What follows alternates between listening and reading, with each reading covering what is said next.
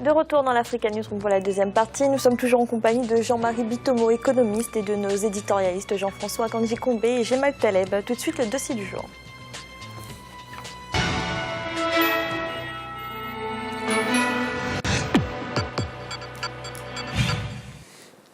Pour le secteur agricole sur le continent, l'accès au financement est l'une des principales difficultés. Peu d'institutions financières accordent en effet leurs prêts aux agriculteurs, dont ils jugent l'activité peu rentable avec un facteur risque trop élevé. D'où le développement ces dernières années de la microfinance, mais le système a également montré très vite ses limites. Un reportage de notre correspondant sénégal Djibril Fofana et de notre correspondant en Guinée, Mohamed Lamine Solano. La microfinance connaît un succès dans les zones rurales africaines. Le financement du développement en milieu rural, et plus spécifiquement celui de la production agricole, a été dans les années 80 l'une des motivations principales de la recherche d'outils de financement alternatifs sur le continent. En Guinée, tout comme au Sénégal, le développement du secteur agricole constitue un sujet de forte préoccupation pour les autorités publiques et les acteurs de la société civile. Cependant, l'impact des financements des institutions de microfinance au groupement agricole ou porteurs de projets tout simplement fait débat en Afrique. Sur le continent, la question du financement représente le principal obstacle au développement de l'agriculture par exemple. Pour de nombreux acteurs du secteur, cette situation est le résultat de la faible organisation des plateformes agricoles. À cela s'ajoutent les taux d'intérêt très élevés des banques. Fatoumata Baldé dirige un groupement de femmes teinturières à Conakry en République de Guinée. Son entreprise évolue avec des moyens limités. Les offres de crédit des institutions de microfinance sont loin de répondre aux besoins de ce groupe de femmes. Tout ça, c'est de fonds propres. Si on nous prête un peu d'argent, nous pouvons travailler. Mais si on dit qu'on va accepter, le taux est élevé, on va mettre pression sur nous. Nous avons nos enfants à l'école, nous avons nos maris qui ne travaillent pas. Il y a certains d'entre nous qui ont leurs maris qui ne travaillent pas. Tout ça là, c'est sur notre charge. Donc quand il y a une dette aussi qui vient, ça va retomber là-dessus, donc ça va faire des problèmes. La question du taux d'intérêt des établissements de microcrédit n'est pas spécifique à la Guinée. Au Sénégal, l'Union nationale des coopératives agricoles les trouve assez rédhibitoires. Il se pose un problème de taux d'intérêt. Les taux d'intérêt sont trop élevés au niveau du microcrédit. C'est pourquoi en son temps, le Conseil national de concertation de coopération des ruraux, à travers les rencontres périodiques annuelles qu'ils avaient avec l'État, avec le président de la République, en son temps c'était M. Abdou Diouf, on a eu à poser comme premier problème la réduction du taux d'intérêt qui, au niveau du crédit agricole, la Caisse nationale du crédit agricole était à un niveau qui dépassait de loin les 10%. Et on a eu, avec la bienveillance de M. Diouf, à réduire les taux d'intérêt à 7,5 pour le crédit agricole. Kadiatou Silla gère un restaurant à Kaloum, le quartier administratif de Conakry. Un projet financé par Jatrofa Guinée. Le crédit a permis à la jeune femme de réaliser un projet de longue date. Un an et demi après, les choses semblent bien marcher pour KS comme on l'appelle ici, ce en dépit de quelques difficultés rencontrées. Un restaurant, ça ne marche pas sans un fonds de roulement. Pour que ça marche, il faut un fonds de roulement. Donc, au début, j'avais un financement au niveau de Jatrofa, c'est une microfinance. Juste quand j'ai eu le restaurant, je n'avais pas de table ni rien. Les équipements, ils m'ont avancé un peu pour avoir les équipements au restaurant, pour avoir fait le sacrifice du restaurant, mais je n'avais pas un fonds de roulement. Jusqu'à là où nous sommes, je suis en train de souffrir pour le fonds de roulement. Aujourd'hui, j'ai des clientèles, mais c'est le problème de fonds de roulement qui me semble un peu difficile. Toute chose, le début est difficile.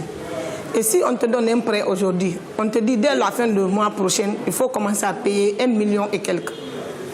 Et si tu n'as pas encaissé les 1 million, comment tu vas rembourser le prêt? Comment tu vas gagner? Comment tu vas mettre le bénéfice à part? Ce n'est pas facile. Pas du tout facile. Mais du côté des établissements de crédit, l'on pointe du doigt les difficultés de recouvrement des prêts contractés par les paysans. En Guinée, par exemple, l'Agence nationale des institutions de microfinance pilote depuis 2 ans une initiative présidentielle dénommée Fonds national de microcrédit en faveur des jeunes et femmes. 130 milliards de francs guinéens, soit 13 millions de dollars, sont investis dans ce programme qui rencontre aujourd'hui d'énormes difficultés liées au remboursement des prêts.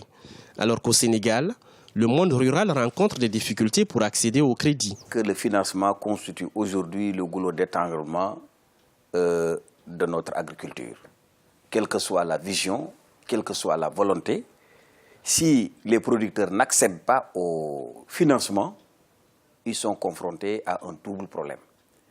Le premier d'abord, c'est pour la productivité, parce qu'ils ne parviennent pas à disposer en quantité et en qualité de semences, d'intrants et de matériel agricole.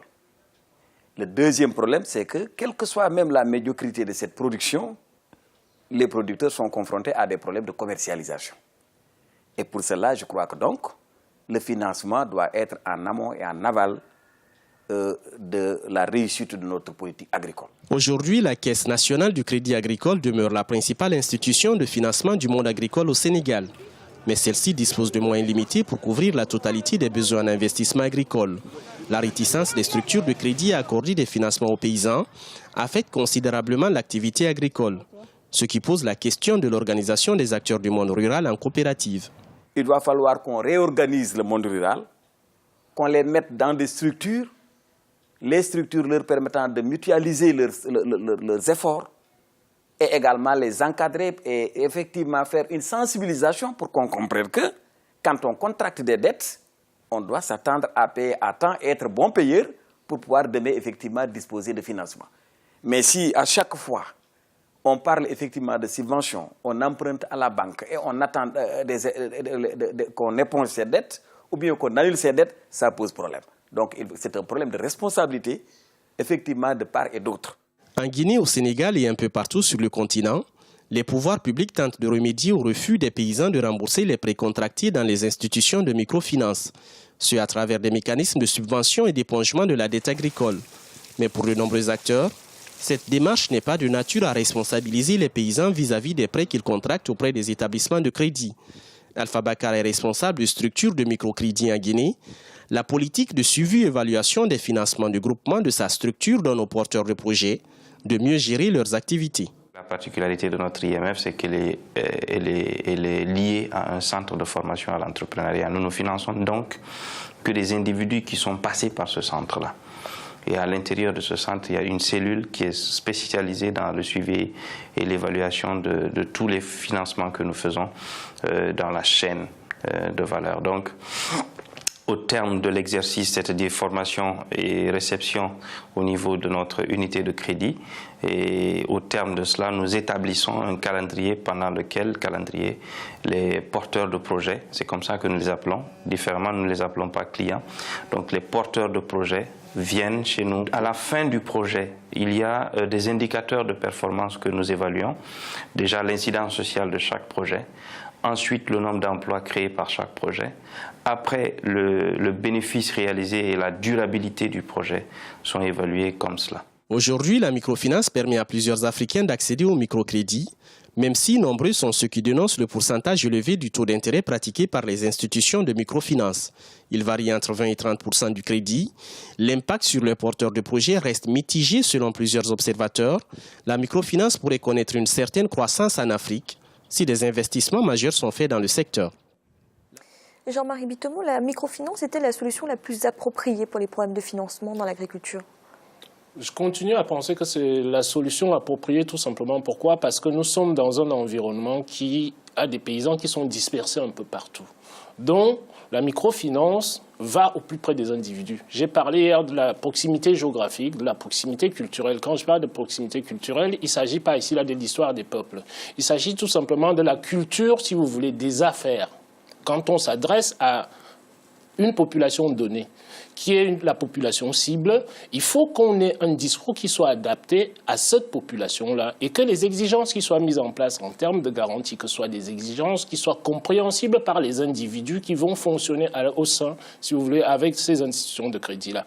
Dans un partenariat, si vous n'avez pas dès le départ, Fanny, si vous n'avez pas une bonne compréhension des conditions que vous posez sur la table pour pouvoir fonctionner avec les individus, vous ne pouvez pas avancer dans les projets parce que la dimension, c'est-à-dire dans les projets africains, nous oublions toujours une chose qui est importante, c'est la dimension psychologique de l'individu. Quand un individu n'adhère pas à un projet, vous pouvez lui poser tous les milliards que vous voulez sur la table. Tant que sa compréhension ne lui permet pas de saisir la quintessence de ce que vous lui proposez, vous n'allez nulle part. Donc, je suis pour la solution du microcrédit dans la mesure où elle permet de réduire la proximité, si vous voulez, que vous avez entre les grandes institutions bancaires que vous avez en centre-ville. Imaginez un peu si je pars au Sénégal aujourd'hui, je vais demander à un paysan sénégalais qui se trouve à Kaola de venir à Dakar et tout s'adresser à un banquier. C'est pas possible.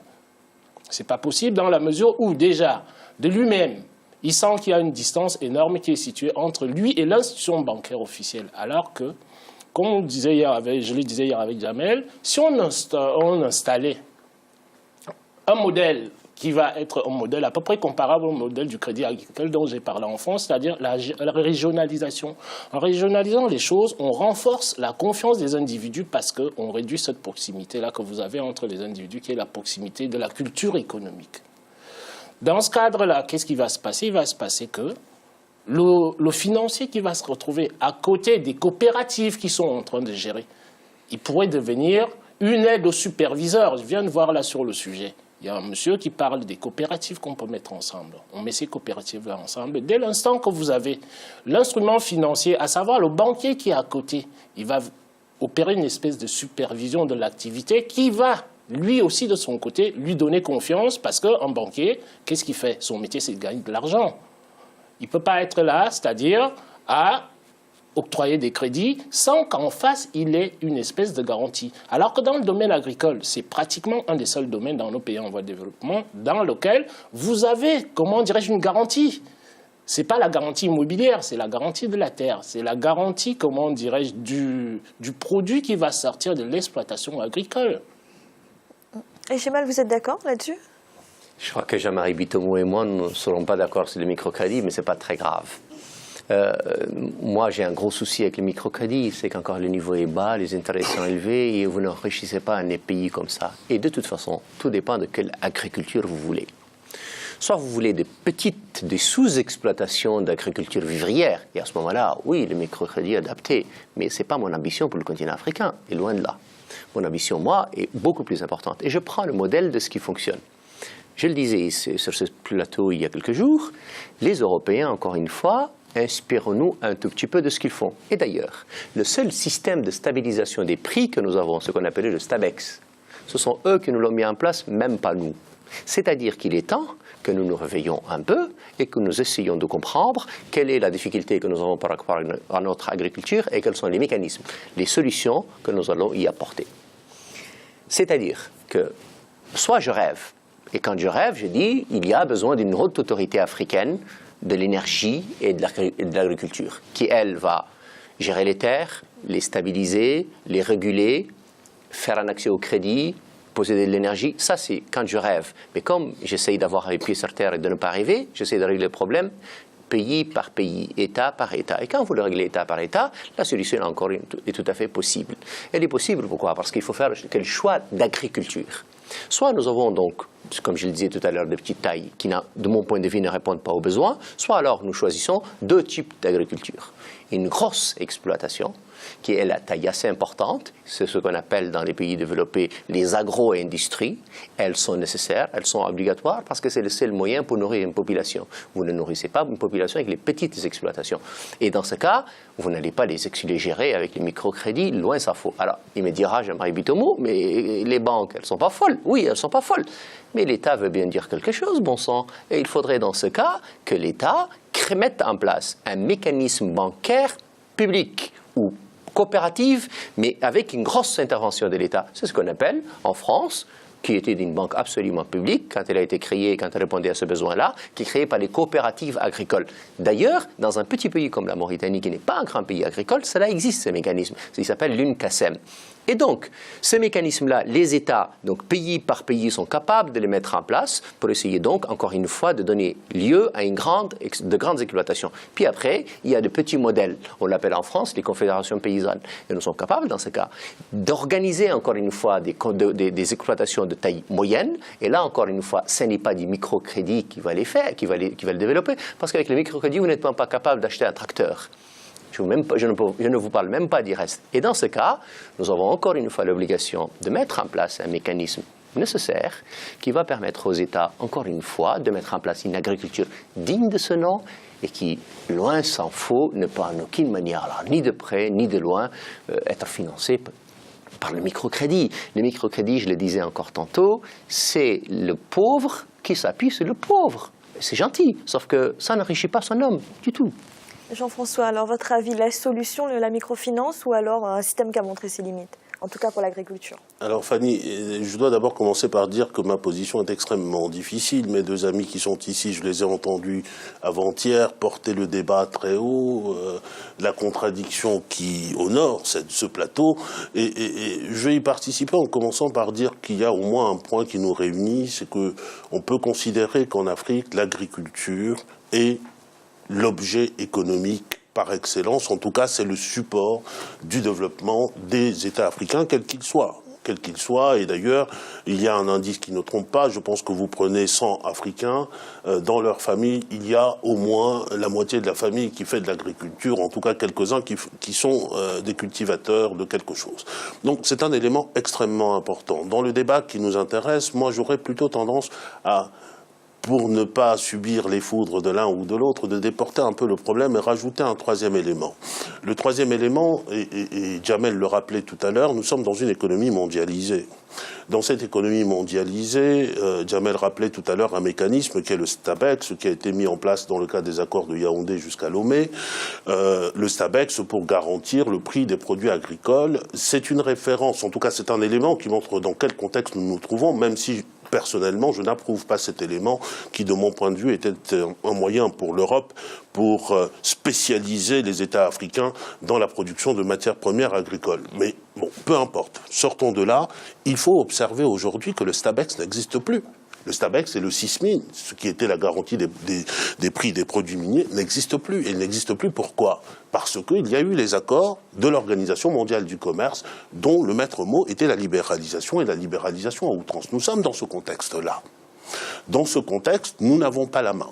Il faut le dire tout de suite, ce n'est pas nous qui avons la main lorsqu'il s'est agi de négocier les accords de l'OMC. Donc, il me semble, et c'est là mon premier point, que ce dont nous sommes en train de parler, cela dépend d'un vrai choix de politique économique et de modèle économique, qui est, à mes yeux, soit nous décidons de partir, de privilégier la concurrence dans un marché mondialisé avec les autres producteurs des autres continents, soit nous choisissons de développer de manière endogène nos propres ressources, en commençant d'abord par ce qui, à mes yeux, est la principale chose. Nous produisons d'abord pour consommer, nous, entre Africains.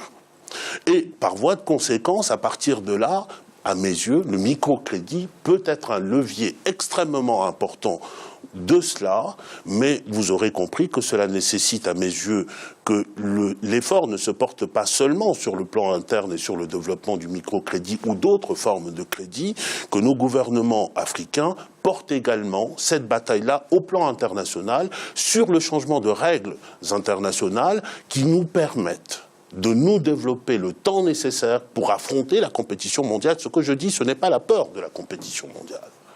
Mais nous avons besoin, comme ils en ont eu besoin hier, de le faire. Jean-Marie Bitoma, que pensez-vous du rôle des États, justement, dans cette politique de régulation des prix et dans le financement de l'agriculture? Vous savez, Fanny, quand on parle de l'Afrique, généralement, bon, je dis qu'on raisonne sur l'Afrique comme si l'Afrique était un continent à part dans le monde, ou alors qu'il soit immergé totalement. Nous avons des exemples, comme Jamel le dit souvent. Nous avons des exemples qui ont été faits. Je vais vous prendre l'exemple le plus récent que nous avons, le rôle de l'État. Vous avez le prix Nobel français, Jean Tirole. Il a eu un prix Nobel, pourquoi? Le prix Nobel de Jean Tirole parle de la force et la puissance des marchés et la nécessité de régulation des États de ces économies-là. Donc, ce qui veut dire quoi? Ce qui veut dire que quand on veut se développer dans nos économies africaines, il n'est pas question de dire qu'on laisse le libre marché. L'Afrique ne peut pas devenir un casino. Vous n'avez aucune économie au monde qui s'est développée sans l'aide de l'État. Aucune, qu'on m'en cite, une seule. Vous allez aux États-Unis, les grandes exploitations agricoles, donc, qui ont beaucoup plus la faveur de Jamal, ce sont des choses qui sont financées l'Ouest américain par l'État américain au départ pour arriver à ces méga exploitations-là. Donc, quand on construit en Afrique Partons sur nos bases. Ne prenons pas uniquement des représentations étrangères sur lesquelles on va se dire que oui, comme ça fonctionne là-bas, nous devons fonctionner comme ça. Je viens de parler d'une dimension sur laquelle il va falloir que nous, les Africains, nous insistons énormément, c'est la dimension psychologique. Il me souvient que vous avez un auteur français qui est récemment mort, qui a écrit Le monde s'en va, là, le titre va me revenir. C'était « Et s'il refusait notre modèle de développement ?» D'accord? Avant les printemps arabes, c'est ce monsieur-là qui s'est posé la question. Et s'il refusait notre modèle de développement, dont la dimension psychologique est essentielle là-dedans, dans ces problématiques de développement que les Africains ont à traiter. Donc, il faut partir de ce que nous avons, créer nos propres modèles et non pas tout simplement se dire le protectionnisme a toujours existé pour favoriser, comment dire, les industries naissantes dans les pays concernés. Ça a toujours existé dans toute progression économique que vous avez dans ce monde. Quand on fait les étapes de la croissance de Rostow dont j'ai cité hier, vous avez l'agriculture en bas et vous finissez par l'industrie qui est tout en haut. Donc, il nous faut prendre ces modèles-là et les adapter à l'Afrique et non pas nous dire que, comme l'OMC a imposé des règles de libre marché au niveau mondial, bon, on les suit aveuglement, comme la finance se passe à Londres, comme la finance se passe, comment dirais-je, aux États-Unis. Est-ce que cette finance-là, son utilisation est-elle adaptée aux mécanismes et aux modalités nécessaires à l'Afrique? Point d'interrogation. Merci Jean-Marie. Et tout de suite, un rappel des titres qui ont été développés en début d'émission. Les tractations se sont poursuivies mardi et mercredi au Burkina Faso pour tenter de trouver une sortie de crise. 3 chefs d'État d'Afrique de l'Ouest, les présidents nigérians, sénégalais et ghanéens sont également présents à Ouagadougou. Les organisations sous-régionales et l'Union africaine attendent un transfert rapide du pouvoir aux civils.